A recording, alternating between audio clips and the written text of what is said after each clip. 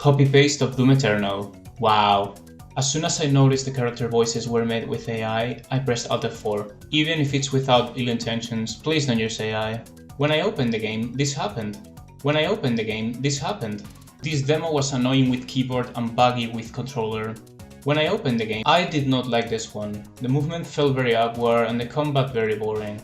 This wasn't for me, but at least I could play it. Seemed like a very cool platformer, but sadly the first section was so tedious that I ended up quitting. And it didn't help that the demo doesn't let you customize the controls. A puzzle game that also seemed fun but turned out pretty boring. It's a shame it's just a tutorial because the gameplay itself looks pretty good besides some janky aspects. Not bad, but pretty slow, with kinda boring combat and noticeably laggy animations. This demo bored me very quickly, so I don't really have much to say, but what I did play was passable, I don't know. Very cute with a neat idea and good use of physics, but in practice it was a bit boring. Also there were some bugs that didn't let me continue. The mix of Little Nightmares and Inside aesthetics really caught my attention, although I quickly noticed how not polished the controls and collisions were, not to mention the weird village section I got stuck at. An interesting idea for a turn-based game without a great execution, not to mention how confusing some of the guards can be. Pretty decent horror demo. The implementation of the phone is cool, but the dangers are very few and too easy to avoid. Also the third-person view is useless. A platformer with nice gimmicks that I enjoyed until I literally couldn't beat the third level. Also the music is really unfitting. Decently fun and intense, but I sadly got bored quick. Trippy and cool looking with a couple jump scares that got me, although a little too confusing for my taste. I wish I had had 3 people to play this with. I'm sure it would have been way less boring. Still enjoyable though. Decent hack and slash that got repetitive very quick. Even though I got stuck pretty early, I love the visuals and the gameplay, so if I could have kept playing, this one might have ranked higher. Not very long, yet fun and tense. However, the main mech gimmick didn't affect the gameplay, which was weird. The art style and animations are great, but overall this one felt like a worse Hollow Knight. You explore the land as a Walmart version of Captain America and it's pretty fun. However, it's a bit too cozy for me. A realistic and depressing looking visual novel I quite liked, even if it's a bit short. Also the soundtrack is neat. I adore puzzle games like this, so it might have ranked higher if it had like 8 levels instead of only 4.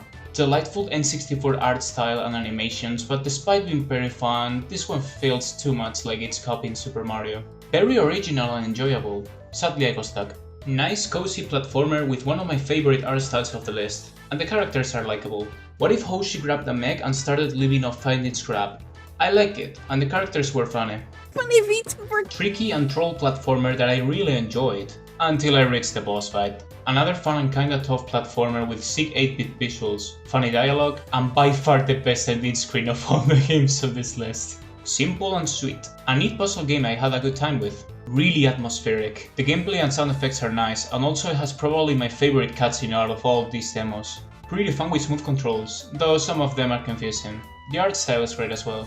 Cool and entertaining point-and-click demo with a very interesting gimmick, despite a few bugs. It is a bit short, but I honestly didn't feel hungry for more at the end. This is the closest I've ever been to feel high, but it was nonetheless a really good and unique visual novel / point-and-click. Probably the most original idea of the list. You play as a haunted house and use cars to kill the humans that wander inside you, and it's pretty fun, if a bit easy and straightforward. Yes, I'm that simple. A classic feeling 2D platformer, so charming and so fun despite being on the calmer side, with nice music. It looks a bit generic and the story takes its time to get interesting, but other than that, it is great. With a very nice mix of intriguing story and fun turn-based combat with cards. It would have been my favorite visual novel of the list if it wasn't for another one, but we are not there yet. Literally the only complaint I have with Out of Sight demo is how brief it is. Other than that, this was amazing. If it wasn't for its short duration, it might have been in the top 5 honestly. I was loving the gameplay until I reached the first boss and realized the parries need to be borderline perfect, if not perfect. And it wouldn't be so bad if the combat wasn't centered on it. Besides that, the demo is very cool.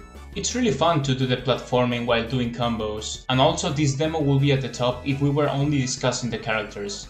My only issue is that the animation isn't great, but it still was charming. The environments are a bit large for the movement speed and it can be easier to get lost, but it's so cool and engaging that I can't care too much. Easily one of the most satisfying demos of the list. The puzzles aren't really that tough, but it's interaction with almost every single element that makes this one feel so good to play. Really cool and claustrophobic. This horror demo really caught me off guard in the visuals and jumpscare department, and I loved it. I made the initial mistake of playing the game as if it was Dark Souls, since it's more like a Sekiro, and it's so cool. By far one of the most polished games of the entire event. Unlike Rise of Rebellion, the parries don't need to be perfect, and it was overall a really good time.